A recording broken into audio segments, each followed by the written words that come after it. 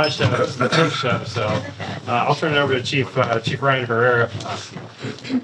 Yeah, so I'll go ahead and get this queued up real quick. So a little bit about me. I am not from Central Oregon. I'm from Washington State, well, originally from Southern California, and I was one of those that that left the state when I was just after high school and moved to Washington. So I've been in the Pacific Northwest for quite a while. Started my fire service career in January of 1994. So at the ripe age of 20, I have just celebrated my 32nd year in the fire service.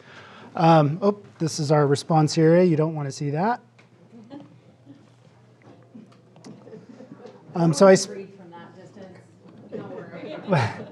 I spent majority of my time in King County, so just south of Seattle. So the agency that I worked for bordered the city of Tacoma and then up to the city of SeaTac. We had a water rescue team, so we covered the west side or the east side of the Puget Sound, and then all the way from Tacoma up to Seattle. So we covered a pretty big stretch. I left there as a battalion chief. I had served in that role for about 8 years or so before I left. Ironically, I was on a wildfire in Oregon when I got the notice for the job. So over the last probably 6 or 7 years, I've worked as a medical unit leader on an IMT or complex IMT, which is an incident management team. Oregon, I'm sure it doesn't surprise any of you, has been burning for many, many, many years. Even though I worked out of Washington, I have never once been deployed on a fire in Washington State. So of the last 5 years, 4 of them have been spent in Oregon. So I'm happy to be here. I moved here in March of 2024. So I just bought a home here in Redmond. I'm on the south end near Ridgeview High School. So I've been in that house for just over a year. I love the neighborhood. I love the area. I like the fireworks here compared to where I'm from because it doesn't absolutely drive my dogs crazy, because I don't know how it is on the north end, but the south end is very, very quiet. So that's wonderful. So I just want to talk a little bit today about the organization, and I'll get into some of the growth that we're experiencing, but I want to talk about some of the challenges that we have. And I'll kind of back up. Yes, I'm the fire chief, but I'm also a member of the Redmond Executive Association with many in the room. The board of directors that are also in Kiwanis. A lot of what I'm going to present obviously isn't new information for them. So one of the things that we really want to try to get out there, and everybody gets their information in a different way, and we understand that, and it's extremely challenging for us. So we have a website. These are QR codes that'll take you to all those areas, or you can just visit redmondrdmfire.org to get any information on burning. We have a lot of things that come up throughout the year, and what we hear a lot is, well, I had no idea.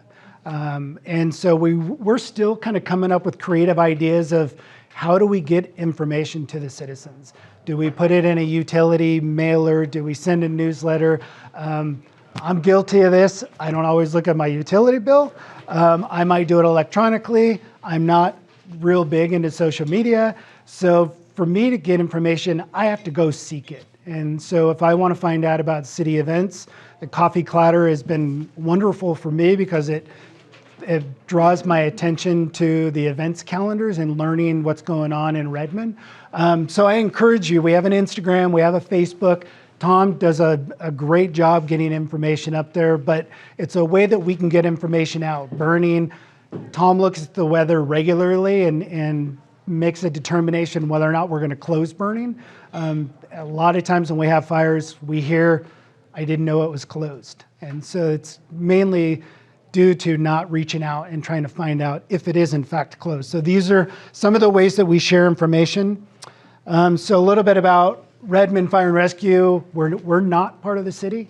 So a lot of folks believe that we are. We were at one point in time in 2012, I believe, 2011.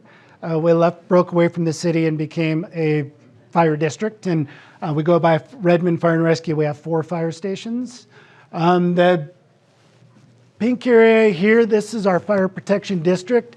This is the city of Redmond, and then the bigger area is really the important thing to talk about, and that's our ambulance service area. So that's one of the important things that one of the issues that we face, kind of the unfunded mandate of the state of Oregon. And there's a lot of things that I've learned over the last 2 years are the differences between Washington and Oregon. So our fire protection district is the taxes that we collect cover that fire protection. They do not cover EMS, they only cover fire protection. That is how they are designed. The ambulance service area, under state law, we are required to provide emergency medical services to everybody within that area. 294 square miles is a large area, but it's really small when you look at Bend Fire, for example, who covers 1,250 square miles in their ambulance service area. So again, all this area is area that we are required by law to respond to, but we have zero funding for. So how many ambulances do you have? I'll get into that. So we do have 4 fire stations. We're actually working on kind of a branding effort right now and getting signs up at all of our stations that look the same. I've heard, I ask folks occasionally in different communities who serves them, and I hear Terrebonne Fire Department, which doesn't exist. It's Redmond Fire and Rescue. Same in the Klein Falls area. So it's a big effort that we're spending time on. It's actually something that was identified in our strategic plan. So we have 4 fire stations. This is our station 401. It's our headquarters station. It is the largest of our stations and certainly has the most personnel. So we have a command vehicle, which is a battalion chief. We have a type 1 fire engine, which is the bigger fire engine. The smaller one, the type 3, is for interface. It's the smaller wildland. It's more of a 4-wheel drive vehicle. We have 3 medic units. 2 are ALS, which are advanced life support with paramedics. And we have 1 that's a BLS, or basic life support, that are only EMTs. So we also have that type 3 engine and a water tender, and those are staffed based on the need. One of the problems with being a rural fire agency is we have to be prepared for whatever we get called to. And that might be a wildland fire somewhere on the east, somewhere in the north, and a type 1 fire engine is not going to be able to gain access. So that crew switches from that unit to another unit. So it's very common for them to grab their gear and jump on another unit and respond in that. We also have an issue, and I'll kind of go into this in just a bit, with water. So water supply, because we are rural, we don't have water supply everywhere. So sometimes we have to rely on those water tenders to provide that water source.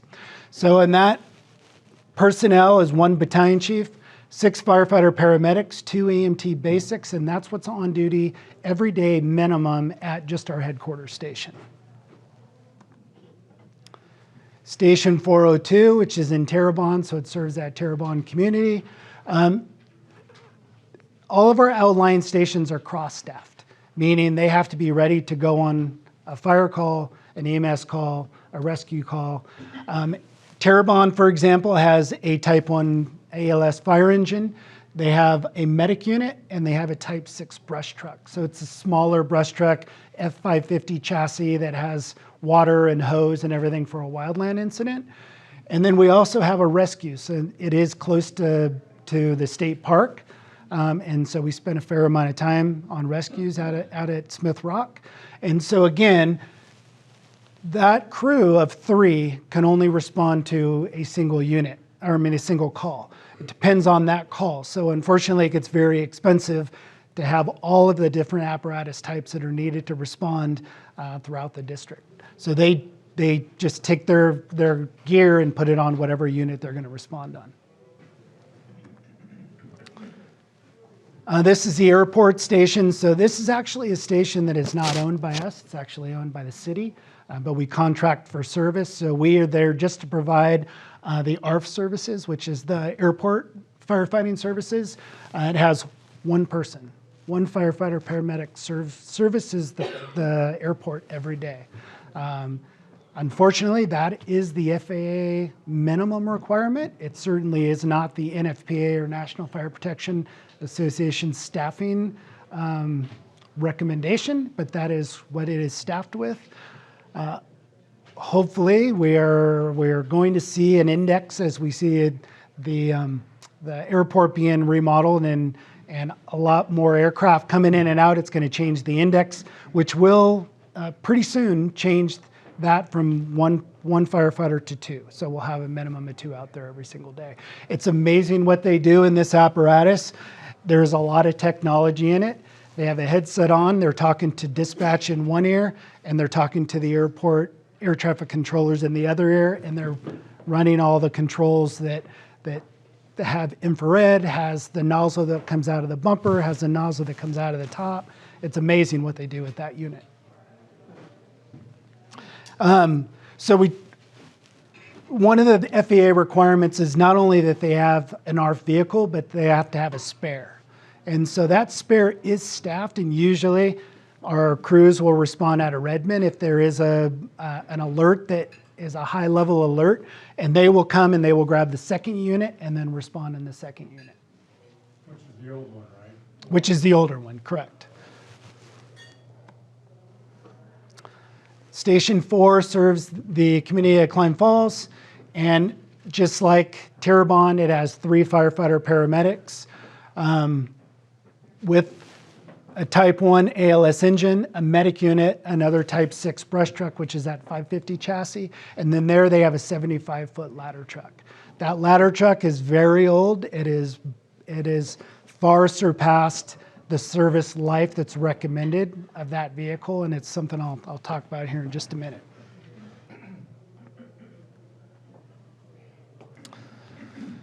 So we hear this a lot as far as the insurance service office. So this is the public protection classification. So everywhere throughout the areas that we respond to, everybody is in has an ISO class rating. We were just re-rated in 2024. Those rates went into effect April 1st of 25. And we have 3 specific areas, and I'll show you the map here in just a moment. So each community is graded on their ability to provide fire protection.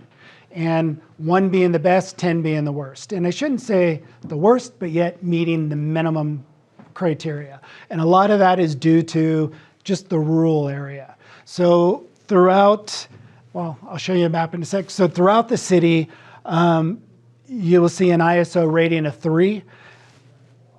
A little bit of how this is, it's a little skewed because we had the decision throughout this process to take the ladder truck from Klein Falls, which serves a rural area, move it to the city. And because of the miles that it covers, we would instantly become a Class 2 fire department, which is a good thing. But taking that unit and moving it, although it increases our rating, it does not increase our level of service. It actually drops our level of service. So that means that ladder truck would not be available to respond, or the crew from Klein Falls would have to drive all the way to Redmond, get the ladder truck, and then respond. So we opted to remain a Class 3 to maintain the level of service that we have. So it's a little skewed. And it is important to point out that not every insurance company uses the ISO class rating. So some, like State Farm, dropped out in 2000. Others have continued to use it, or they use it to kind of, I guess, explain or use their own modeling that they have. But Farmers and USAA, they currently use this rating to determine rates. So the map, and this is something that could be found on our website. If you want to know where you're at, the green area in here, that's our ISO 3. The 10 area out here, or 10W, and I guess I'll explain those just a little bit more. So the Class 3 is within 5 miles of a fire station and within 1,000 feet of a credible water source. That's a hydrant, a cistern, some kind of water source that could be sustainable. The 10W is within 5 to 7 miles of a fire station and within 1,000 feet of that source. Where the 10 is more than 5 miles, typically 5 to 7 or even greater, and then more than 1,000 feet from a credible water source. So those are the areas where we do have to rely on those water tenders. But again, you can visit our website, put in your address. This is something that Tom worked with the county on creating for us, but you can put in your address and it'll tell you exactly what the ISO rating is in your area. Right. And this is nice, for the trouts in the back. So if you have clients that are buying property, a lot of people don't think about that until it's too late. They buy it, they go get property insurance. It's like, what do you mean it's $1,500 a year? So they could easily plug in their address and kind of get an idea right away, like, oh, I'm in the 3, I'm in the 10. I might be prepared to pay higher rates if I'm out in that 10. Or you can't even get it. Or you can't even get it, exactly. So our call volume, it has certainly increased over the years. I've really started digging into data, and I have a data mine, so I believe that we need to be able to support what it is we're doing. I have found some gaps in our data, and we are working to fix some of that, but we have a lot of different pieces of software that all get the exact same data, but how those reports are driven give us different information. So over the last, or since 2014, we've seen a population increase of 27%. While that is an increase in a significant increase, it doesn't explain Redmond. Redmond is actually 57.73%. That's the growth, and it is not stopping anytime soon. And Tom will kind of talk about some of the projects that have been going on over the last year, both in the city and in the county, that's only adding to that population. But that population has resulted in a 58% increase in calls. So we are certainly running more calls today than we have in past years. This year we were up 5.06% at just over 7,900 calls in 2025. Of the calls that we respond to, they're broken down into many categories. The government has now switched from INFRS to NARIS. It's a reporting system, and all of that, it's completely being revamped. So we're even kind of we're trying to figure it out. So we're kind of thrown for a loop right now, working with Bend. They have someone that is dedicated to NARIS, and they have been swamped just in the last few weeks to try to get all of the reporting aspects. So we don't have a data analyst, but it's something that we're going to have to consider as we move forward to determine how are we best going to serve the community if we don't know the data, don't have accurate data. So the way our calls are broken down, currently in 2025, about 74.2% of our calls are EMS based. Remember, I mentioned fire protection, the taxes that you pay in our fire protection district is for fire protection. That is technically not for EMS and not for transports, but a bulk of the work that we do is EMS based. So the costs are really where we begin to now run into issues and shortage of funding. 2.78% is fire calls. So roughly 220 calls last year are fire related. House fires, commercial fires, brush fires, and other related calls. And then service, they may be an assist of some sort. It might be a fall that's a lift assist that's not categorized as an EMS call, and that is service. So we ran about 1,669 calls just for service alone. And then as we talk about EMS, this is where we have to begin, again, talk about data and doing what the data tells us. And right now, 100% of our staff are paramedics. Well, I shouldn't say that. Let me back up. We have 6 single role EMTs that operate on a BLS unit, transporting people to the hospital for non-emergent calls.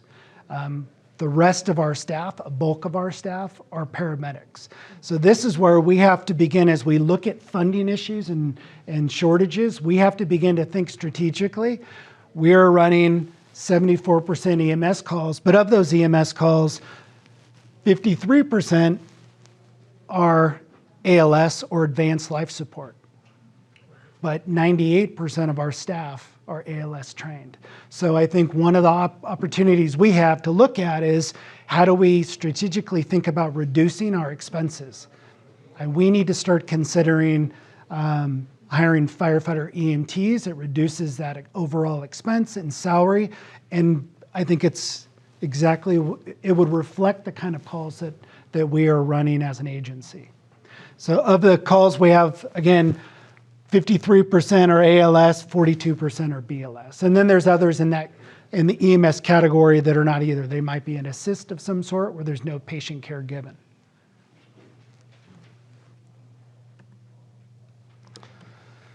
So business operations, I just wanted to put this in there just to talk about some of the other things that we're doing. First off, to those that are taxpayers in this area, thank you very much for the support that you've given us. We did pass the last levy prior to me joining the organization by a very slim margin, less than 150 votes. That allowed us to increase our operations levy. That allowed us to hire 6 new firefighter paramedics and also increase some of the incentives that we have for retention of those people. One of the things that I've noticed since I've been here in Washington State, once people join an organization, they tend to stay with that organization for 20 to 30 years. And in Oregon, they tend to move around a little bit more. And I understand that because some of these rural fire departments don't have the resources and the funds to pay competitive wages, so people tend to leave. We've lost some to Gresham, some to Clackamas. We just had someone leave to Eugene Springfield. So they do a little bit more movement, and unfortunately that results in us hiring another academy, buying more gear, and investing more. So the levy allowed us to increase some of those incentives and benefits that keep our folks here. So we've purchased a number of medic units. We're getting onto a schedule, which I think is great for us because our apparatus are reliable. Our fleet expenses are slowly coming down. But as our equipment ages, they spend a lot of time in the shop. So we've received 2 new fire engines. We've ordered another fire engine. One thing to note is fire engines 10 years ago were about $350,000. Our last one that we just bought, $1.2 million. We spent $1.1 million, just over 1 we saved a little bit of money for buying it up front. And the other issue that we face is the supply chain. We'll see that in June of 2028. So although we're paying on it now, we'll have 3 years of it paid before we actually receive it. So we've had a couple fire academies so far. We have another one scheduled that'll be for 5 or 6 employees. Each one of those academies depends on the number of weeks based on the experience that our folks come into our agency. We either run the academy for 9 weeks or 12 weeks. So of those 2 academies, we've had over 1,000 hours of training just in those 2 academies alone. We also do 2-week academies for EMT staff. They spend 1 week doing nothing but training and then another week riding the rigs with the personnel and learning our area. Again, we have the next fire academy and EMT. They're coming up February 1st. We're starting an academy for 2 EMTs. One of our EMTs is in the process to go to Bend Fire possibly, so we might be doing another one. And then we have a fire academy again for 5 to 6 folks starting in spring, early spring. Some changes in our administration. As I talk about funding, we actually moved to a contracted CFO. That person used to work with our agency for a number of years. A lot of the processes that we have in place today are processes that she put in place, so she knows our organization very well. We've added an HR payroll specialist. So as our agency continues to grow, we worry about staffing, but there's a lot of administrative work that also increases with that line staff, and so we are a little lopsided in our administrative. I think we need some more administration to really make sure that we're capturing all of the work that we need to do. And that's been something that's actually come out in our last couple audits, is that we are short-staffed on the administrative side. Another thing we're doing to address that is we're looking at a division chief of our training division. So there's areas of our training that we are not meeting, both for OSHA and for NFPA, and we want to make sure that we meet those. So I need someone that's going to be able to put together a comprehensive training plan, a succession plan to train everybody in every position and train their replacements. So we don't have to keep going to the outside. I'm from the outside. The former chief was from the outside, and the chief before him was from the outside. The goal is really, we have some great folks, talented folks, and I think if we give them the training they need, we can build people up through leadership development and training and let them continue to lead the organization. So some of the ongoing challenges that we're facing, benefits, and I'm sure this is no secret to anybody that operates in any business, is premiums are increasing. They're not slowing down, and they're certainly, everything is increasing at a pace that is far greater than our revenues are increasing. So our apparatus costs, I mentioned that the costs of our fire engines are up. Medic units are just the same. Our medic units used to be about $125,000. They're now about $350,000. We're buying one of those every other year.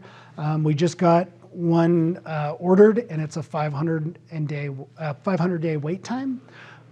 So a little bit more than what it's been in the past. It's been about 350 to 365 days, and now we're up to 500. Paid leave Oregon is a huge issue for us.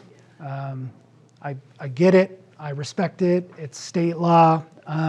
However, we have a younger working force now. And so as our workforce gets younger, they begin having families. And every time they have families, they're out for 12 weeks. That increases our overtime costs. It creates some fatigue for some of our folks because now those people we mandatory overtime to a minimum level. So we have a minimum level on duty every single day. And we've actually had the union come to us, the labor workforce come to us and ask us to reduce staffing because their folks are getting tired. Because they work a 48-hour shift, they have 48 hours on, 4 days off, and they begin working 72-hour shifts because of those mandatory shifts. Our workers' compensation rates are increasing. We just had a pretty massive increase. About 47%. So it's certainly impacting us from a funding standpoint. And when I say that 47%, that was about a 1.5 FTE. So 1.5 firefighter paramedics we could have hired with that money. Paid leave Oregon, because of the utilization we have, that leave just that premium doubled. And unfortunately, under Oregon state law, we are only allowed to pass on some of that, a percent to our employees. And so we've maximized that already.